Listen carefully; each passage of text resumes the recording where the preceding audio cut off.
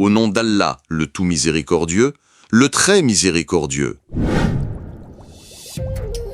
Dans les annales sacrées du Coran, se déploient des récits d'une grandeur et d'une puissance inégalées. Des histoires qui transpercent le voile du temps pour nous révéler les mystères de la foi et la puissance de la volonté divine. Préparez-vous à plonger au cœur d'une des plus palpitantes épopées jamais contées, celle d'un prophète envoyé pour briser les chaînes de l'oppression et guider un peuple vers la lumière. Une histoire d'un tyran dont l'arrogance défiait les cieux et d'un homme humble choisi par le Tout-Puissant. C'est l'histoire de Moussa et de Firaoun, un récit qui est une leçon pour les doués d'intelligence. Il y a bien longtemps, dans l'ancienne Égypte, Firaoun s'était montré hautain sur terre et il avait réparti ses habitants en clans pour abuser de la faiblesse de l'un d'eux. Il égorgeait leurs fils et laissait vivantes leurs femmes. Il était véritablement parmi les fauteurs de désordre. Mais Allah, le Tout-Puissant, avait un plan. Au milieu de cette oppression, la mère de Moussa, sur l'inspiration divine, reçut une révélation. Allaite-le, et quand tu craindras pour lui, jette-le dans le flot. Et n'aie pas peur et ne t'attriste pas. Nous te le rendrons et ferons de lui un messager. La famille de Firaoun, ceux-là même qui avaient décrété la mort des enfants mâles des Israélites, recueillirent Moussa, destiné à leur être un ennemi et une source d'affliction. La femme de Firaoun dit « Cet enfant réjouira mon œil et le tien. Ne le tuez pas, il pourrait nous être utile, ou le prendrons-nous pour enfant ?» Il ne pressentait rien de ce qui allait advenir.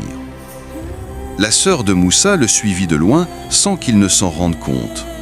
Lorsque Moussa refusa le sein des nourrices, sa sœur indiqua la maison de sa mère pour s'en charger, étant bienveillante à son égard. Ainsi, Moussa fut rendu à sa mère afin que son œil se réjouisse, qu'elle ne s'affligeât pas et qu'elle sût que la promesse d'Allah est vraie. Quand Moussa eut atteint sa maturité et sa pleine formation, Allah lui donna la faculté de juger et une science. C'est ainsi qu'Allah récompense les bienfaisants.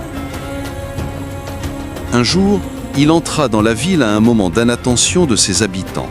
Il y trouva deux hommes qui se battaient, l'un de ses partisans et l'autre de ses adversaires. L'homme de son parti l'appela au secours contre son ennemi. Moussa lui donna un coup de poing qui l'acheva. Moussa dit alors « Cela est l'œuvre du diable. C'est vraiment un ennemi, un égareur évident. » Il implora son Seigneur, disant « Seigneur, je me suis fait du tort à moi-même, pardonne-moi. » Et Allah lui pardonna, car il est le pardonneur, le miséricordieux. Il dit « Seigneur, grâce aux bienfaits dont tu m'as comblé, jamais je ne soutiendrai les criminels. » Le lendemain matin, il se trouva en ville, craintif et regardant autour de lui, quand celui qui lui avait demandé secours la veille l'appelait à grands cris. Moussa lui dit « Tu es certes un provocateur déclaré. » Quand il voulut porter un coup à leur ennemi commun, l'Israélite dit « Ô Moussa, veux-tu me tuer comme tu as tué un homme hier? Tu ne veux être qu'un tyran sur terre, et tu ne veux pas être parmi les bienfaisants. » C'est alors qu'un homme vint du bout de la ville en courant et dit « Ô Moussa, les notables sont en train de se concerter à ton sujet pour te tuer. Quitte la ville. C'est le conseil que je te donne. » Il sortit de là craintif, regardant autour de lui, et dit « Seigneur, sauve-moi de ce peuple injuste. » Il se dirigea vers Madian, disant « Je souhaite que mon Seigneur me guide sur la voie droite. » Quand il eut arrivé au point d'eau de Madian, il y trouva un attroupement de gens abreuvant leurs bêtes et de femmes se tenant à l'écart et retenant leurs bêtes. Il leur demanda « Que voulez-vous » Elles répondirent « Nous n'abreuverons que quand les bergers seront partis et notre père est fort âgé. » Il abreuva leurs bêtes, puis retourna à l'ombre et dit « Seigneur, j'ai grand besoin du bien que tu ferais descendre vers moi. » Puis une des deux femmes vint à lui, d'une de marche timide, et lui dit « Mon père t'appelle pour te récompenser pour avoir abreuvé pour nous. » Quand il fut venu auprès du vieillard, et qu'il eut à raconter son histoire, le vieillard dit « N'aie aucune crainte, tu as échappé aux gens injustes. » Une d'elles suggéra « Ô mon père, engage-le à ton service moyennant salaire, car le meilleur à engager est celui qui est fort et digne de confiance. » Après avoir passé des années chez les habitants de Madian, Moussa voyageait avec sa famille et aperçut un feu au loin. S'en approchant, il dit à sa famille « J'ai aperçu un feu, je vais vous en apporter des nouvelles, ou bien je vous apporterai un tison allumé afin que vous vous réchauffiez. » Lorsqu'il y arriva, il fut appelé par une voix « Ô Moussa, c'est moi, Allah, le Tout-Puissant, le Sage. » Allah lui ordonna « Enlève tes sandales, car tu es dans la vallée sacrée, Touwa. Moi, je t'ai choisi, écoute donc ce qui va être révélé. Certes, c'est moi, Allah, point de divinité que moi. Adore-moi donc et accomplis la salate pour te souvenir de moi. » Allah lui demanda « Et qu'est-ce qu'il y a dans ta main droite, ô Moussa ?» Moussa répondit « C'est mon bâton sur lequel je m'appuie, qui me sert à effeuiller les arbres pour mes moutons, et j'en fais d'autres usages. » Allah lui dit « Jette-le, ô Moussa. » Il le jeta, et le voici un serpent qui rampait. Allah lui dit « Saisis-le, et ne crains rien. Nous le ramènerons à son premier état. » Il ajouta « Et serre ta main sous ta tableture, elle en sortira blanche, sans aucun mal. Et ce sera là un autre prodige, afin que nous fassions voir de nos prodiges les plus importants. » Alors, Allah lui ordonna « Rends-toi auprès de Phiraoun, car il a outrepassé toute limite. » Moussa dit « Seigneur, ouvre-moi ma poitrine et facilite ma mission et dénoue un nœud en ma langue afin qu'il comprenne mes paroles. Et assigne-moi un assistant de ma famille, Haroun mon frère. Accrois par lui ma force et associe-le à ma mission afin que nous te glorifions beaucoup et que nous t'invoquions beaucoup. Et toi, certes, tu es très clairvoyant sur nous. » Allah dit « Ta demande est exaucée, ô Moussa. » Moussa et Haroun se rendirent auprès de Phiraoun. Ils lui dirent « Nous sommes tous deux les messagers de ton Seigneur. Envoie donc les enfants d'Israël en notre compagnie et ne les châtie plus. Nous sommes venus à toi avec une preuve de la part de ton Seigneur, et que la paix soit sur quiconque suit le droit chemin. Nous y t'est révélé que le châtiment est pour celui qui refuse d'avoir foi et qui tourne le dos. » Phiraoun demanda « Qui donc est votre Seigneur, ô Moussa ?» Moussa répondit « Notre Seigneur est celui qui a donné à chaque chose sa propre nature, puis l'a dirigée. » Phiraoun demanda ensuite « Qu'en est-il donc des générations anciennes ?» Moussa répondit « La connaissance de leur sort est avec mon Seigneur dans un livre. Mon Seigneur ne commet ni erreur, ni oubli. » Phiraoun accusa Moussa de magie. Phiraoun dit aux notables autour de lui « Voilà un véritable magicien savant. Il veut par sa magie vous expulser de votre terre. Que commandez-vous » Phiraoun ordonna alors à Haman de lui bâtir une tour pour qu'il puisse monter jusqu'au Dieu de Moussa, pensant que Moussa était un menteur. Les notables de Phiraoun proposèrent de faire attendre Moussa et Haroun et d'envoyer des rassembleurs dans les villes pour amener tout magicien averti. Les magiciens vinrent à Phiraoun, demandant s'il y aurait une récompense s'ils étaient vainqueurs. Phiraoun leur assura qu'il serait du nombre de ses rapprochés. Les magiciens demandèrent à Moussa « Ô Moussa, ou bien tu jetteras le premier, ou bien nous serons les premiers à jeter. » Moussa dit « Jetez. » Puis ensuite, lorsqu'ils eurent jeté, ils ensorcelèrent les yeux des gens et les effrayèrent et vinrent avec une puissante magie. Mais lorsque Moussa jeta son bâton, celui-ci se mit à engloutir tout ce qu'ils avaient fabriqué. La vérité se manifesta et ce qu'ils firent fut vain. Devant cette preuve irréfutable, les magiciens se jetaient prosternés et dirent « Nous croyons au Seigneur de l'univers, au Seigneur de Moussa et Haroun. » Furieux, Phiraon dit « Y avez-vous cru avant que je ne vous le permette ? C'est bien un stratagème que vous avez manigancé dans la ville afin d'en faire partir ses habitants. Je vais vous couper la main et la jambe opposée, et puis je vous crucifierai tous. Vous saurez bientôt. » Mais les magiciens, dont le cœur avait été touché par la vérité, répondirent « En vérité, c'est vers notre Seigneur que nous retournerons. Tu ne nous te venges de nous que parce que nous avons cru aux preuves de notre Seigneur lorsqu'elles nous sont venues. Ô notre Seigneur, déverse sur nous l'endurance et fais-nous mourir entièrement soumis. » Malgré les signes évidents, Pharaon et ses notables s'enflèrent d'orgueil et persistèrent dans leur égarement. Allah leur envoya alors des châtiments, mais leur entêtement les empêchait de croire. Le peuple de Pharaon fut éprouvé par des années de disette et par une diminution des fruits. Quand le bien-être leur vint, ils dirent « Cela nous est dû ». Et si un mal les atteignait, ils voyaient en Moussa et ceux qui étaient avec lui un mauvais augure. Ils dirent « Quel que soit le miracle que tu nous apportes pour nous fasciner, nous ne croirons pas en toi. » Alors Allah leur envoya l'inondation, les sauterelles, les poux, les frenouilles et le sang comme signes explicites. Mais ils s'enflèrent d'orgueil et demeurèrent un peuple criminel.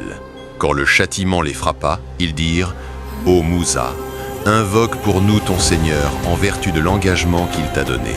Si tu éloignes de nous le châtiment, nous croirons certes en toi et laisserons partir avec toi les enfants d'Israël. » Mais quand Allah eut éloigné d'eux le châtiment, ils violèrent l'engagement.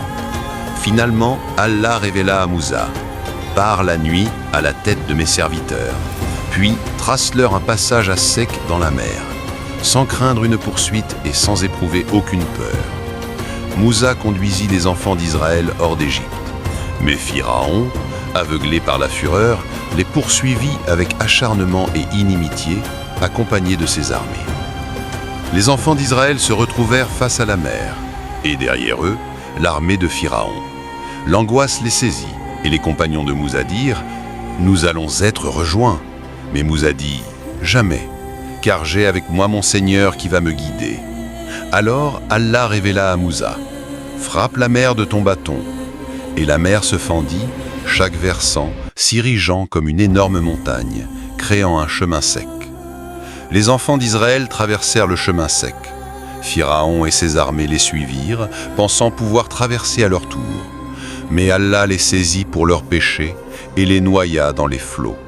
Au moment de la noyade, Pharaon cria « Je crois qu'il n'y a d'autre divinité que celui en qui ont cru les enfants d'Israël, et je suis du nombre des soumis. » Mais il lui fut répondu « Maintenant, alors qu'auparavant tu as désobéi et que tu as été du nombre des corrupteurs, nous allons aujourd'hui épargner ton corps afin que tu deviennes un signe à tes successeurs. » Ainsi périt le tyran et son corps fut préservé comme un avertissement pour les générations futures. Après cette délivrance grandiose, Allah établit les enfants d'Israël dans un endroit honorable et leur attribua de bons aliments. Il leur donna le livre, la Torah, comme guide et lumière. Cependant, malgré ces bienfaits et cette guidée, le peuple de Moussa connut des épreuves.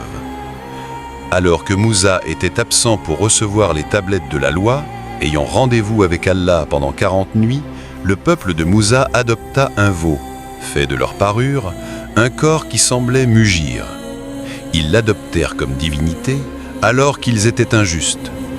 Aaron leur avait dit auparavant « Ô mon peuple, vous êtes tombés dans la tentation à cause du veau. Or, c'est le tout miséricordieux qui est vraiment votre Seigneur. Suivez-moi donc et obéissez à mon commandement. » Mais ils dirent « Nous continuerons à y être attachés jusqu'à ce que Moussa retourne vers nous. » À son retour, Moussa, fâché et attristé, dit « Vous avez très mal agi pendant mon absence. Avez-vous voulu hâter le commandement de votre Seigneur ?» Il jeta les tablettes de la loi et prit la tête de son frère Haroun en l'attirant à lui. Haroun dit « Ô fils de ma mère, ne me prends ni par la barbe ni par la tête. Je craignais que tu ne dises « Tu as divisé les enfants d'Israël et tu n'as pas observé mes ordres. » Moussa s'enquit du Samiri qui expliqua son action. Moussa dit au Samiri « Va-t'en. Dans la vie, tu auras à dire à tout le monde « Ne me touchez pas ». Et il y aura pour toi un rendez-vous que tu ne pourras manquer. Regarde ta divinité que tu as adorée avec assiduité. Nous la brûlerons certes, et ensuite nous disperserons sa cendre dans les flots. Moussa implora Allah, disant « Ô mon Seigneur, pardonne à moi et à mon frère, et fais-nous entrer en ta miséricorde, car tu es le plus miséricordieux des miséricordieux. » Le peuple de Moussa demanda aussi de voir Allah clairement. Alors la foudre les saisit, tandis qu'ils regardaient. Puis Allah les ressuscita après leur mort, afin qu'ils soient reconnaissants. Allah les couvrit de l'ombre d'un nuage et fit descendre sur eux la manne et l'écaille. Mais ils dirent, « Ô Moussa, nous ne pouvons plus tolérer une seule nourriture. Prie donc ton Seigneur pour qu'il nous fasse sortir de la terre ce qu'elle fait pousser, de ses légumes, ses concombres, son ail, ses lentilles et ses oignons. » Allah leur répondit, « Voulez-vous échanger le meilleur pour le moins bon? Descendez donc à n'importe quelle ville, vous y trouverez certainement ce que vous demandez. » L'avilissement et la misère s'abattirent sur eux, et ils encoururent la colère d'Allah, parce qu'ils reniaient les révélations d'Allah, et qu'ils tuaient sans droit les prophètes. Cela parce qu'ils désobéissaient et transgressaient. Lorsqu'ils demandèrent de l'eau pour désaltérer son peuple, Allah ordonna à Moussa de frapper le rocher avec son bâton. Et tout un coup, 12 sources en jaillirent, et chaque tribu sut où ça boivrait. Allah leur dit, « Mangez et buvez de ce qu'Allah vous accorde, et ne semez pas de troubles sur la terre comme des fauteurs de désordre. » Il y eut aussi l'incident de la vache, où Allah ordonna aux enfants d'Israël d'immoler une vache. Ils posèrent de nombreuses questions sur ses caractéristiques, montrant leur réticence et leur manque de foi, avant de finalement l'immoler. Ces récits ne sont point des récits fabriqués, mais la confirmation de ce qui existait déjà avant lui, un exposé détaillé de toutes choses, un guide et une miséricorde pour des gens qui croient. Il rappelle que les messagers ont toujours été traités de menteurs par les insouciants et les arrogants, mais la vérité, elle, est destinée à triompher.